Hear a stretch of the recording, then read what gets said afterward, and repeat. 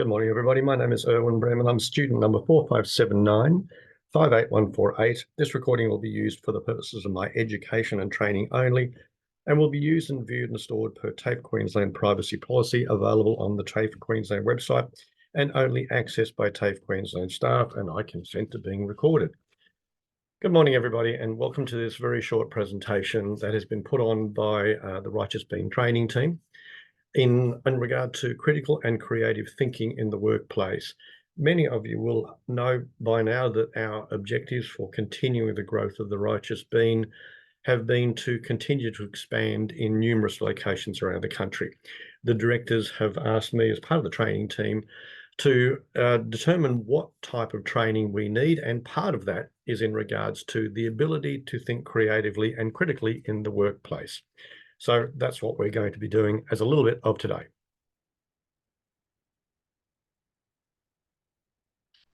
So the purpose of this training, as I said, this is all about working within the objectives of the Righteous Being to continue the growth process of our business, or the growth objectives, of our business into new locations around the country. Now, the directors have asked me to put this training together to enable a smooth transition and continue that growth, because part of that process is we need the ability to develop key skills in our team that enable our team to complete their role not only just better and easier, but also more confidently and comfortably in the workplace as well. Now, part of that skill requirement is the ability to think critically and creatively when needed in particular situations that might arise in the workplace, and ideally be able to look for solutions in those areas, or when things like that arise, without the need to talk to their supervisor, senior manager, or other staff that are on the job as well. So this formal training presentation is about the fundamentals of developing those skills in our team as we move forward. Now, for starters, what actually is critical and creative thinking? Well, that's a really good question. Critical thinking is the ability of analysing information that you might need in regard to a situation that has arisen in the workplace, or for that matter, in anything, and enable yourself to be able to make a judgment to come up with the best solution. Now, sometimes that will involve logic, that will involve the need to determine what has gone on in the past. It will require a little bit of data and maybe some questioning to figure out what's going on in this particular situation right now, what's the objective, and what is possibly the best solution to moving forward. We also then have creative thinking. That's a little bit different, but it's also has some similar connotations attached to it as well. But this is the ability to look at a particular challenge that we might have from a different point of view, a fresh perspective, maybe even to a certain degree, a novel solution that nobody actually had thought about, and in fact, actually enables critical thinking to happen. It involves having an open mind, imagination, and a little bit of creativity to be able to identify the best solution. You need to be able to see the facts, but you also need to be able to see the creative opportunities that are there as well.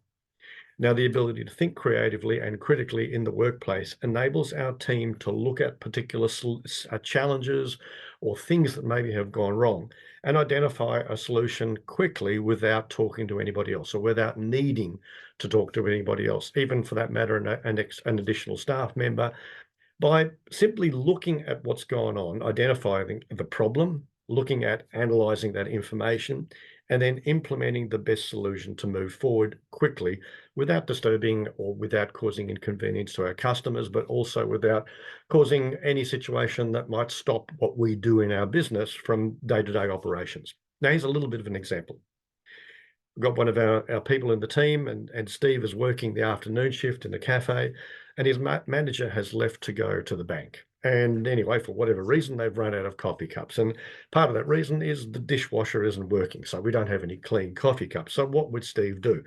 Well, in this particular situation here, I guess he could look at a couple of options. He could look at closing the stores because we have no cups.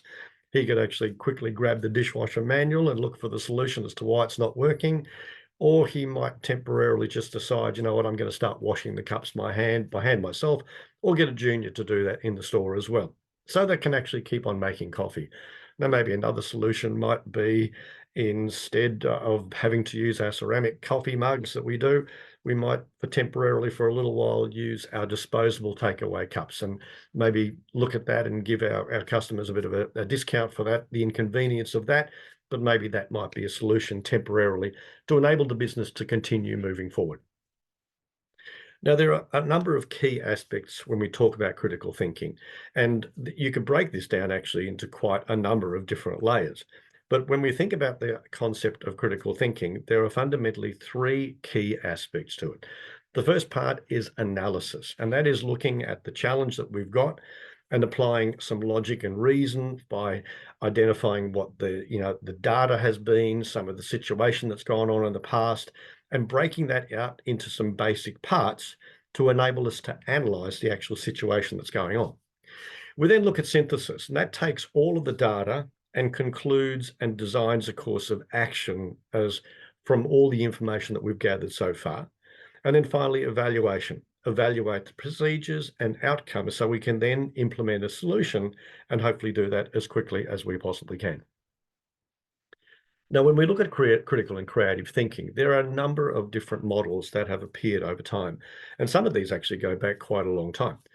One of the models that is quite common is referred to as the Elder and Paul model of critical thinking, and that has a six-step process. The first part is knowledge, so looking at what's gone on in that particular situation, but stems from a lot of the knowledge that we would already have. And then two is comprehension, understanding what's going on. We're going to apply it. We're going to do some analysis on it. Then we're going to synthesize it. We're going to put it all together. And then the sixth step is taking action.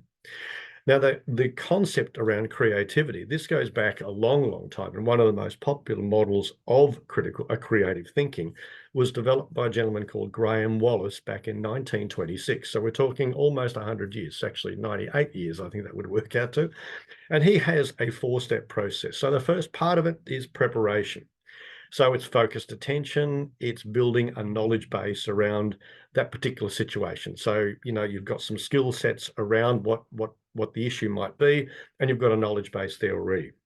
Incubation is all about letting go of, and absorbing that information. Illumination, the third part, is about insight. It's sometimes that aha moment that all of a sudden you've got a bit of clarity about what's going on. And then the fourth step is verification. And then we craft the message, we make it real. We're able to now start to move forward. But the most common process of critical and creative thinking is the six-step problem-solving model. So that starts with identifying and selecting the opportunity. So looking at what actually needs to happen or what the challenges that we're confronted with. The second part is finding the root causes of what's actually been going on to determine what it is that's stopping or causing the challenge that we've got. The third step is then generating all of the possible solutions. So looking creatively, looking at critically, looking at the data, look at the information that we've got, look at maybe some past historical information about what has happened in that particular situation over time. And then fourth step is then looking at selecting solutions for that. So we're then identifying what could be the best solution to move forward as easily as possible. The fifth step is plan and implement the solution. So once we've determined that, we're going to put it into action, actually move forward. And the sixth step is evaluate and standardize. So we're then going to review what our plan of action had, what we had decided to put into action, and see whether that actually was the best solution. We're going to evaluate it. And if yes, then we're going to standardize it from the point of moving forward down the track. Now, using critical and creative thinking in the workplace is an important part of this entire process. And part of the reason behind this is that occasionally we do get confronted with problems or challenges.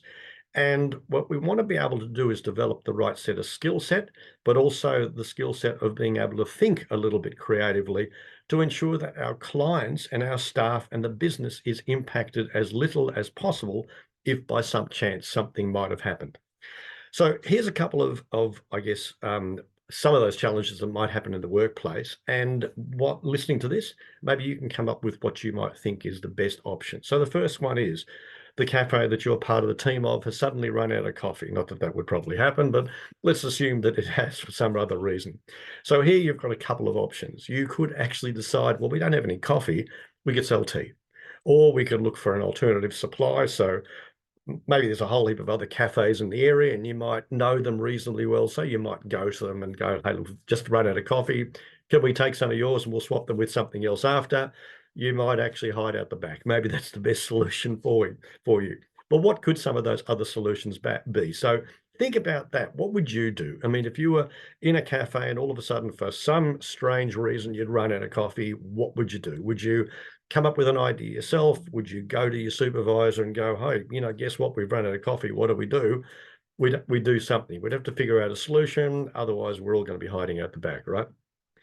The second example I've got down there is that the cafe has all of a sudden had a noisy group of teenagers come in and they're actually disrupting the other customers.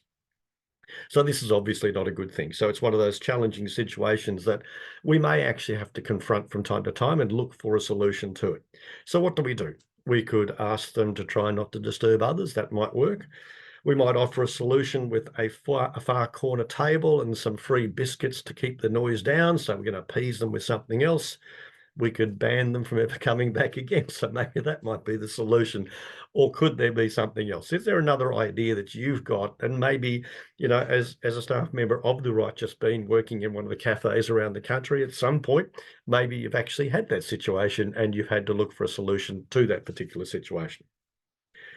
Now, part of the other aspect of critical and creative thinking is that from time to time there are reasons that it doesn't eventuate. Like we come across a brick wall that actually stops critical and creative thinking happening. So here are a couple of those areas that might actually do that. For example, it might be skill levels. So we might be in a situation where we might have to actually overcome some particular challenge that's in our workplace, but due to the fact that we don't actually have enough skill in that particular area, that might stop us from doing something. We also might, have a fear of doing or saying something wrong, that maybe we might have an idea in the back of our head of how to fix that problem, but we don't want to come across as, that was a ridiculous idea, so let's not say anything at all, right? The other one could also be rely on other people. So, for however long you've been with the company, you haven't had to actually think for yourself if something required, a creative or a critical thinking aspect to overcome a particular situation, because there was always somebody else in the business or in the store that you work out of. And if that was the case, you'd go, hey, we've got a bit of a problem. What do we do here? But what else could also potentially cause you not to think critically and creatively when you need it? And as this diagram has here, it could be things such as, it could be a lack of resources. Maybe there just isn't the equipment there, or things break down, or a challenge has been caused because of the fact that we have no resources. Maybe, as I said before, fear of failure. You don't want to say the wrong thing. Lack of diversity. Maybe that you've had a skill set that's been developed around making coffee, but not making sandwiches or something. Some people might also have a little bit of resistance to change. They don't want to have to think about outside the square. So, for example, if you ran out of coffee and the only option was to sell tea, that might be a bit of a resistance to change, and a lack of autonomy. So you're not actually in the situation where you can come up with the answer yourself. You're forced to unfortunately have to go to somebody else and look for that solution. But the really important thing is that when you develop a culture of critical and creative thinking in the workplace, it's actually a pretty good thing, and it's actually incredibly powerful. Organizations that encourage and support critical and creative thinking are looking to do things better. They're looking to not just improve the outcome of the business, but they're also looking for ways for their staff to actually perform better, but do it easier, more confidently, and more comfort in the role as well. But there are a couple of main ways that we look at it from the point of view of the importance of developing or encouraging critical and creative thinking. One of these, we encourage our team to express opinion. There's open communication in the company, and that is only there if our team is able to think critically and creatively. We're encouraging it. We encourage our employees to look at the data. We're open about sharing the information about what goes on in our business, so they can understand things about what's selling, what's not selling, why we possibly might run out of stock at some point. If our team is available or able to see that data, then they can all share in that information as well. And one of the most important parts of it, we are continuing to invest in the training and development to continue to develop not just the critical and creative thinking in our entire team, but all aspects of the business so that our knowledge set, our skill set is continuously improving so that we actually have the ability to think a little bit creatively and critically as well. Now, like all businesses, around critical and creative thinking, there are policies and procedures and legislation around thinking critically and creatively in the workplace as well. And there are several things that we need to consider when we're encouraging our team to think about that. So from an organisation policy, some of these documents might include performance evaluation procedures, how we actually monitor what our team are doing and how well they're doing. We have a workplace code of conduct that talks about just about everything that our team need to think about from the point of view of how they deal with each other and how they work in our particular business as well. And we also have a workplace communication policy to ensure that, there's a standard of communication as well between not just ourselves and our customers, but also our other team members as well. But on top of that, there's also government legislation that we have to abide by, which includes things such as industrial relations, anti-discrimination laws, and importantly, work health and safety laws as well. So we keep all of those things in mind. Now, when we're talking about critical and creative thinking from a learning system point of view, there are predominantly two things that we're going to be doing within the Righteous Bean in regards to facilitate the learning of this important aspect of the business. The first one is formal training. So a little bit like what you're seeing here right now, it's a structured process that from time to time, we're going to put on some training for our team to give them the fundamentals of what critical and creative thinking is all about and develop an experience or a skill set around that particular knowledge set that they need. The other part of it is also informal training, and this is going to happen sporadically and will happen with the assistance of some of our senior team in the workplace as well.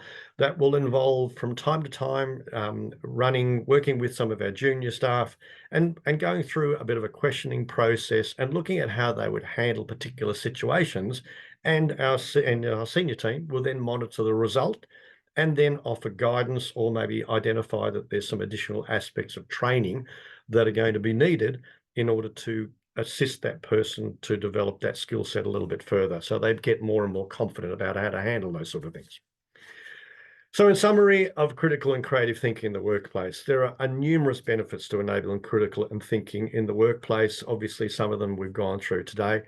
It enables our team to improve their problem solving and decision-making process so they can do many of these things themselves, but it's also about being able to think quickly and being able to do it with confidence that they can make adjustments. They can do things without having to ask somebody else in the team, without having to refer to their manager or just making decisions so that the business can continue on.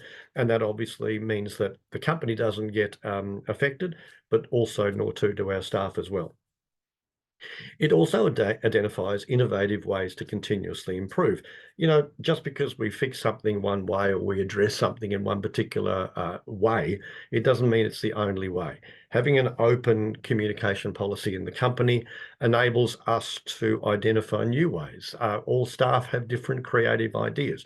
And at some point, some of those innovative ways might be the next way forward if something happens at the business that we need to look for a solution to.